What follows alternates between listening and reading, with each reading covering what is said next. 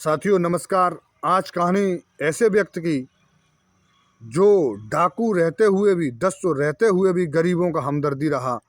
चाहे थाना हो, चाहे जिला हो, चाहे सीओ का अपहरण हो, चाहे दसियों पुलिस कर्मियों की हत्या की हो, चाहे थाने से फिरौती, सारी घटनाएं सुनने के लिए हमारे वीडियो को अंत तक जरूर देखें। उत्तर प्रदेश में जनपद मैनपुरी के थाना ओछा के अंतर्गत ग्राम हरनांगरपुर निवासी निरंजन सिंह के घर पर एक लड़के का जन्म होता है। जन्म होकर बड़ा होता है। उस लड़के का नाम छबराम यादव रखा जाता है। छबराम यादव को पढ़ने के लिए भेजा जाता है। शुरू से ही पढ़ने में बहुत अच्छा, तेज बुद्धि का कहा जाता है। बहुत ही क्षेत्र में नाना प्रकार की चर्चा होती है। निरंजन सिंह का लड़का बहुत ही योग्य है, बहुत आगे जाएगा। उसी बीच बुराइयों में बगल के गांव का निवासी ठाकुर विक्रम सिंह उसे कोई झूठे मुकदमे लगवा देता है। झूठे मुकदमे लगवाते ही छबराम को पुलिस गिरफ्तार कर लेती है।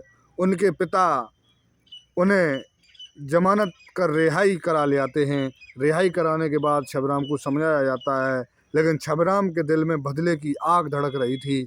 छबराम की शादी कन्नौज जिला छिबरा मऊ के पास से धनदेवी के साथ होती है। धनदेवी समझाती, लेकिन छबराम का एक प्रेम प्रसंग बगल के गांव की महिला के साथ चलता था। उसी महिला से ठाकुर विक्रम का भी प्रेम प्रसंग था। उस प्रेम प्रसंग में ठाकुर विक्रम सिंह से छबराम की अनी तनी रहती थी। तो उस प्रेम प्रसंग को देखते हुए छबराम सिंह को ठाकुर विक्रम सिंह ने कई बार पिटवाया, पुलिस के हाथों पिटवाया। वो दर्द छबराम के दिल में खटक रहा था। एक दिन वो महिला झिरकनिया से मिलने हरनांगरपुर ही जाता है। तब तक वहाँ ठाकुर विक्रम आ जाता है। ठाकुर विक्रम पहुँचता है। ठाकुर विक्रम को छबराम गांव के बाहर आकर मौत के घाट उतार देता है। उस मौत से छबराम पुनः गिरफ्तार हो जाते हैं। उन दौर में मथुरा प्रसाद यादव की गैंग थी, जो वो डाकू थे। उन मथुरा प्रसाद की भी कुछ ठाकुर विक्रम सिंह से लगी हुई चलती थी। इस बीच मथुरा प्रसाद यादव छबराम यादव की बेल कराते हैं। बेल कराने के बाद छबराम जुर्म की दुनिया में कूद जाते हैं मथुरा प्रसाद के साथ। ये सब उनकी पत्नी सुनती है, तो पत्नी छबराम से कहती हैं, आप ये जुर्म के रास्ते पे जाओगे तो मैं ये घर छोड़ के जा रहे हैं। ऐसी स्थिति में उनकी पत्नी वापस अपने मायके चली जाती है, तीनों बच्चों को साथ लेकर। छबराम दुनिया के क्राइम की दुनिया में बेताज बादशाह हो जाता है। छबराम की जो उस समय मुखबरी करता था, छबराम के पीछे जो पड़ा था, फूल सिंह जाटव बदनपुर का निवासी था। उस फूल सिंह जाटव के घर छबराम चढ़ जाते हैं रात्रि में। तो फूल सिंह जाटव कहते हैं, मैं 11 भाई हूँ। तो क्षेत्र में एक अलग प्रकार की दहशत हो जाती है।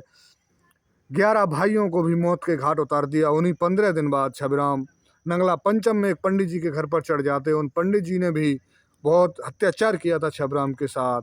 तो छबराम उन 5 भाइयों को भी मौत के घाट उतार कर उनकी संपत्ति लूटकर गरीबों में बांटता है। उसके बाद जमलापुर में महावीर और छबराम चढ़ जाते हैं। एक बहुत ही हत्यारा था, वो गरीबों का धन लूट कर धर रहा था। तो छबराम ने उसे मारकर 2 भाइयों को मौत के घाट उतार कर और सारी संपत्ति गरीबों में बांट दी। छबराम का इतना खौफ हो गया, रात्रि में निकलना बुझना कुछ नहीं रहा। लेकिन छबराम की गेम की एक खासियत थी, कोई किसी महिला से अभद्रता या बुरी नज़र से नहीं देखते थे, और अमीरों से धन लूटकर वो गरीबों में बांटते थे। ये छबराम की अच्छाई थी। इसीलिए छबराम को डाकू नहीं, नेता कहा जाता है। आज भी 2 बहुत रईस लड़कों की उन्होंने पकड़ कर लेते हैं, अपहरण कर लेते हैं। उनकी फिरौती की रकम 2.5 लाख रुपए मांगी जाती है। वो जाति से बनिया था, तो उसने पुलिस को बता दिया। उस समय दरोगा युद्धपाल सिंह होते हैं, थाना कंपिल में जो एटा में पड़ता है। तो थाना कंपिल में दरोगा जी किसी भी तरीके से मुखबर से सूचना करवाते हैं, छबराम आए, अपनी फिरौती थाने से ले जाएं। दिल का बादशाह बहादुर था, वो थाने पूरी गैंग लेकर पहुंच जाता है। लेकिन दरोगा अपने शब्दों से आनाकानी करता है, तो उसी थाने के में चढ़कर वो दोनों लड़कों का मर्डर कर देता है, हत्या कर देता है। पुलिस देखती रहती है। पुलिस से गोली चलने के बाद वहाँ 4 जवान पुलिस के मारे जाते हैं। ऐसी घटना कुशमरा पहले सूचना दे देता है। कुशमरा में एक पंडित जी के यहाँ घटना हुई, तो उन्होंने पहले से ही सूचना दे दी कि दिन के 12 बजे तुम्हें लूटा जाएगा, जो सुरक्षा व्यवस्था करनी हो कर लें। उन दिनों पुलिस बहुत सख्त हो गई थी, तो पूरा पुलिस का पहरा था। छबराम घोड़ी पर एसएसपी का, फिरोजाबाद एसएसपी का भेष रखकर पूरी संपत्ति लूट लेते हैं। ऐसे छबराम के अनेक किस्सा हैं।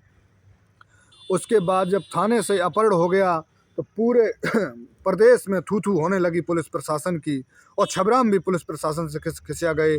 अब कुश्ती हो गई थी छबराम और पुलिस की। तो था एटा में अलीगंज के पास नंगला राड़ा पड़ता है, उस नंगला राड़ा में छबराम जाते हैं।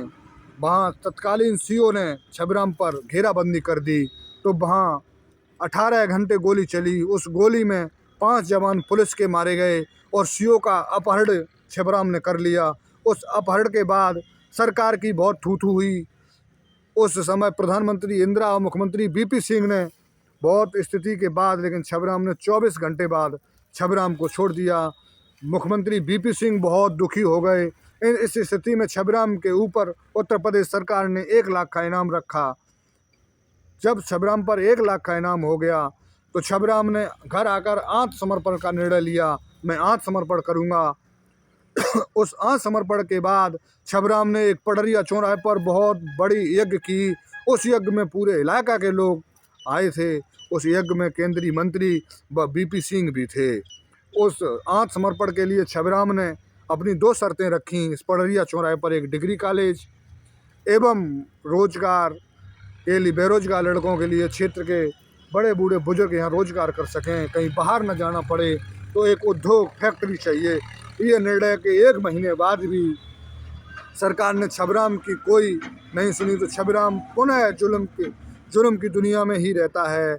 इसी बीच उनकी गैंग का एक साथी भूरा, वो बल्लमपुर में मुरारी के घर आता है। मुरारी की 2 कन्याएं थीं, चंद्रकांता उमाकांता। उनके साथ दुष्कर्म और बलात्कार करता है। चंद्रकांता को बलात्कार करने के बाद वहीं मौके पर मार देता है और उमाकांता को अरिंद नदी पर बुलाने की वादा करके गैंग में पुनः चला जाता है।